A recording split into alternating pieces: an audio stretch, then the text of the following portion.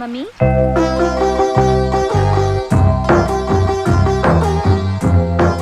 ఏంటి baby? College fee కట్టాలి. 2 దినాలు ఆగి కడుదులేమ్మా. లేదు మమ్మీ, ఈ దినమే చివరాఖరి దినం. నా ఫ్రెండ్స్ త్రిష, చార్మి, నయనతార ఫీజు కట్టలేని దానికి చదువెందుకు అని నన్ను ఎక్కిరిస్తున్నారు. మన పేద బతుకులంటే పెద్దవాళ్ళకి ఎప్పుడూ ఎగతాళేనమ్మా. ఈ దినం ఫీజు కట్టకపోతే రేపు ఎగ్జామ్ రాయనివ్వరు. అయ్యో, అయ్యగారినన్ను అడుగుదామంటే ఇప్పుడు ఎవరినో మర్డర్ చేసి వచ్చారు. హాట్గా ఉన్నారు. పైగా నా వల్ల కాలు కూడా జారారు. ఈ వయసులో నీకు ఇదేం పాడుబుద్ధి మమ్మీ? చిచి, ఆ కాలు జారుడు కాదు, నీళ్ల మీద లెగ్గేశారు. ఓ, మరి ఫీజు ఎలా మమ్మీ? ఈ పేద తల్లి కడుపును పుట్టడమే నువ్వు చేసుకున్న పాపం. ఏం చేస్తావు? ఇంతటితో చదువు మాన్పించేస్తావా? అది కాదు బన్నీ బాబు. ఏది కాదు? 10th లో స్టేట్ ఫస్ట్ వచ్చి ఇంటర్లో ఎంటర్ అయిన పెంటమ్మ చదువుని సెంటర్లో ఆపేస్తావా? తనని కూడా నీలాగా పని మనిషిని చేస్తావా? నువ్వు తడిగుడ్డ పెడుతుంటే నీ వెనక తను పొడిగుడ్డ పెట్టుకుంటూ రావాలా? చూడు, నువ్వు చదువు ఆపేయి అనగానే ఆ చిన్నారి హృదయం ఎంత విలవిలలాడిపోతుందో. అది కాదు చిన్నబాబు, 1000 రూపాయలు ఫీజు కట్టే శక్తి నాకెక్కడుంది? కట్టే శక్తి నీకు లేకపోయినా కట్టాలనే ఆసక్తి నాకుంది. ఇదిగో పెంటమ్మా, వెంటనే తీసుకెళ్లి ఫీజు కట్టేసేయి. ఎంత ఆత్మాభిమానం! డబ్బిస్తున్నా తీసుకోకుండా నీ వైపు చూస్తుంది. అది చూస్తుంది అందుకు కాదు బాబు. ఫీజు 1000, మీరిచ్చేది 100. సారీ పెంటి, సారీ. నీలాంటి స్వీట్ 16 బాగా చదవాలి. ఈ రాష్ట్రానికి కలెక్టర్ అవ్వాలి. రాష్ట్రానికి కలెక్టర్ ఉండడు బన్నీ బాబు, దేశానికే ఉంటాడు. What a intelligent girl. చూసావా నీ కూతురు తెలివితేటలు? ఇదిగో తీసుకో.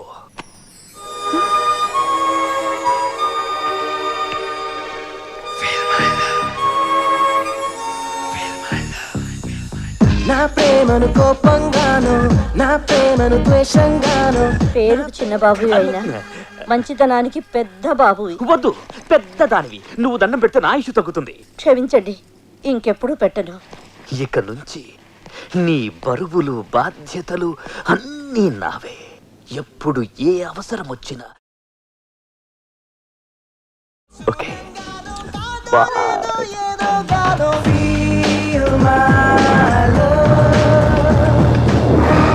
ఏంటో మీరు చెప్పేది? మన బన్నీ బాబా శకుంతల కూతురికి లైన్ వేస్తాడన్నా. కత్తెనాక నరకాల, బాంబన్నాక పేలాల. కొరతనంలో మనం కూడా చాలా చేసినాంరా. కానీ చిన్నబాబు మీలా వాడి వదిలేసే వెధవలా కనిపించడం లేదు. ఆ ట్రై చేయటంలో సిన్సియారిటీ కొట్టొచ్చినట్టు కనిపిస్తుంది. అట్నా? కమిటీ అయితే కట్ చేసేటట్టు ఉండాలి కానీ మ్యాటర్ పీటల దాకా వెళ్ళకూడదు. ఎందుకైనా మంచిది ఒక కన్నేసి ఉంచండి. అయిపోయావే. సెక్షన్ 151 ప్రకారం వారెంట్ లేకుండానే మూయించేస్తానే. నా మీద దాదాగిరి చేసినందుకు ఒక కేసు, నా కుటుంబం మీద పుచ్చి వంకాయ హత్యా ప్రయత్నం చేసినందుకు అటెంప్ట్ టు మర్డర్ కింద సెక్షన్ 307 ప్రకారం ఇంకో కేసు పెట్టానుకో, లాక్కోలేక పిక్కోలేక చేస్తావు. ఇదంతా నీ పెళ్ళాం దగ్గరికి అంటే అక్కడ చూపించలేక ఇక్కడ చూపిస్తున్నా అన్న. అవును, మన హరి లాయర్ కదా, ఆ విషయమే మనం మర్చిపోయాం. మనం ఏంటి ఆ విషయం ఆడే మర్చిపోయాడు. నీ మీద పరువు నష్టం వేస్తాను, ఈ కొట్టు లేకుండా చేస్తాను. నీ మీద రేప్ కేసు పెడతాను మామిడి తెలియకుండా. చూడు పండు, నువ్వు నాకు పని చేసి పెడతావా? రోడ్డు పచ్చడి ఏమైనా చేసి పెట్టాలా? కాదు, కేసు వాదించాలి. కేసా? అవును కేసే. అది నువ్వే వాదించాలి లాయర్ హరిశ్చంద్ర. ఏది మరొక్కసారి నాకు దానికి వినిపించేలా పిలవ. ఒకసారి ఏం కర్మ, 100 సార్లు పిలుస్తా. Lawyer Harishchandra, lawyer Harishchandra, lawyer Harishchandra. కోర్టులో ముద్దాయని పిలిచినట్టు పిలిచినా గాని ఎంత ఆనందంగా ఉంది. పాండు, ఈ జన్మకి ఆనందం చాలు.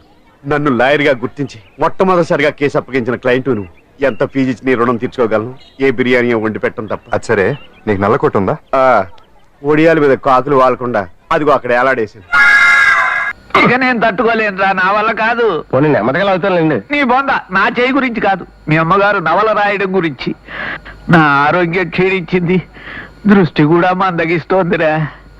రేపు పుల్లయ్యా, నువ్వు నా కంటికి ఒంగోలు గిత్తలా కనిపిస్తున్నావు.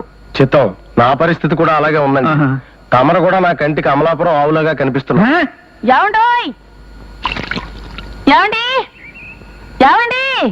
ఏమిటి పడ్డావా?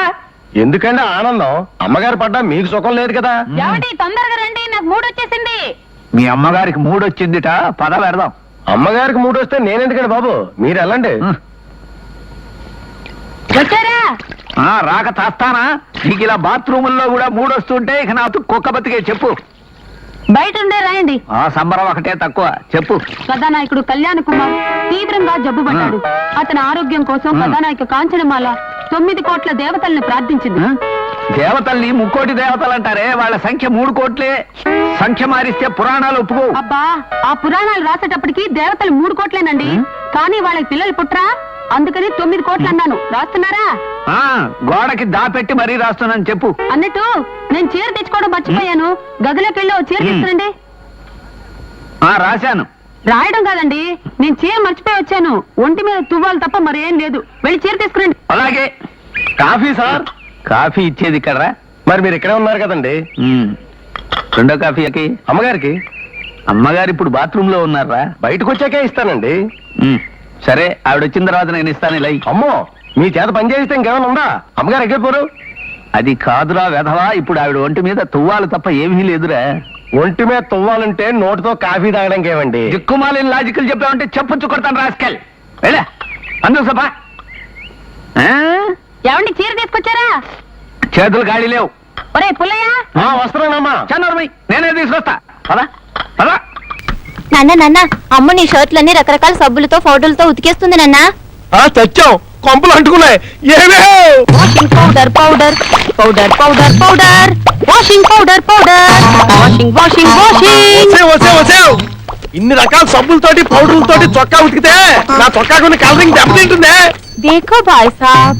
నీ బొంద, నేను బాయి సాబుని కానీ నీ భర్త సాబుని. అరే దేఖో బబ్లు, వస్తున్నామా? బాబులు లేదు, గిబులు లేదు. నాళ్ళు టీబీ ఒకటే పెద్ద రోగం అనుకున్నాను. ఇప్పుడు టీవీ కూడా అంతకంటే పెద్ద రోగం అని ఇప్పుడే డౌట్ వస్తుంది. దేఖో భాయ్ సాబ్. నీ తాడు దగ్గర బాయి సాబ్ అంటే బాయి సాబు, బాయి సాబ్ అంటే అన్నదమ్ముడని అర్థం. నేను నీ భర్త సాబు నేను చెప్తున్నానా? అరే బేటా బబ్లు దేఖో. ఎక్కుతానే ముందు భర్త సాబును. ఉండండి, ఒక్కో సబ్బులో ఒక్కో ప్రత్యేక గుణం ఉండటం వల్ల అన్ని కలిపి ఉతికా. ఇప్పుడు చూడండి మీ చొక్కా. నూనె పెరుగని మెరుపు, తెల్లని తెలుపు. ఇదేమిటండి ఇలా అయిపోయింది? వాష్ చేస్తానని స్మాష్ చేసావు అనమాట. అది సరే, ఈ పిండి ముద్ద ఏంటి? అవి పిండి ముద్దలు కావండి, మీ బట్టలు ఇలా అయిపోయాయి. అంటే మొత్తం నా బట్టలన్నీ నాశనం చేసావు అనమాట. ఇప్పుడు నేను అర్జెంట్ బయటికి వెళ్ళాలి. ఎలా? కంగారు పడకండి. జియాజీ, బాంబే డార్లింగ్, విమాల్, కర్మ కర్మ. మాన్స్.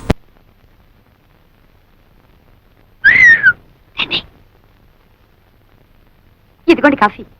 ఈ వేళ నుంచి కొత్త ప్రోగ్రాం పెట్టానే మరదల పిల్ల. ఏమిటది? 1 కాదు 2 తెస్తే తమాషగా ఉంటుంది. సర్లే, మీకు కాఫీ టిఫిన్లు ఇస్తున్నందుకే మా ఆయన ఉడుకుంటున్నాడు. ఇంకా మనం పక్క పక్కన కూర్చొని తాగామంటే దాముని బాయిలో పడి తప్ప. అయినా 2వ కాఫీ నీకు కాదే, మా ఇంటికి వచ్చిన బంధువు వెంకటేశ్వరరావుకి. బాబాయ్, నాకు కాఫీలు గీఫీలు పడవు. ఓన్లీ మిల్క్ 1 లీటర్ సర్దుకుంటాను. 1 లీటర్. అబ్బా, సర్దుకోవడం ఎందుకు బాబు, ఇలా రా. నీకు ఏం కావాలన్నా సరే సప్లై చేయడానికి నేనున్నానుగా. పాలు కావాలన్నా, టిఫిన్లు కావాలన్నా, భోజనాలు కావాలన్నా, ఆఖరికి పుట్టు పైరు సంబంధి కావాలన్నా. చాలు చాలులే, అడుగు పుట్టం పైన మలయాళం నీళ్ళు పెడితే ఎందుకు పనికిరాడు. సరిగానే బాబాయ్. అర్జెంట్ గా నేను స్నానం చేయాలి. బాత్రూమ్ ఎక్కడ? ఇక్కడ బాత్రూములు కొంగరూములు ఉండవు. ఆ నూరు పక్కెళ్ళి అక్కడ కాని. అయ్యో, అంత పబ్లిక్ గానా? నేను స్నానం చేసేటప్పుడు ఒంటి మీద నూలు పోగు కూడా ఉంచుకొని మరి ఎవరన్నా చూస్తే వాళ్ళ కర్మ. మగ మహారాజు నీకేంట్రా? బెదరైపోదు. ఇదిగా. ఓహో, అయితే ఓ పని చెయ్యి. 4 పక్కల 4 గంటలు పాతి పంచి దానికి చుట్టి ఆ లోపల కానిచ్చి.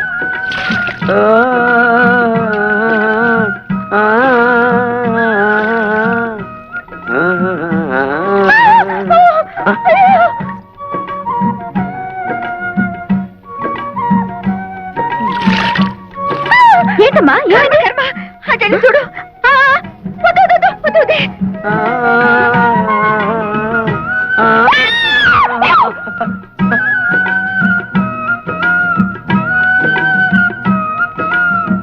అయ్యో అయ్యో, ఏమిటి శోభ, ఏమైంది? నేను సరిగ్గా చూడలేదు, నువ్వు వెళ్ళి చూడు. చూడు.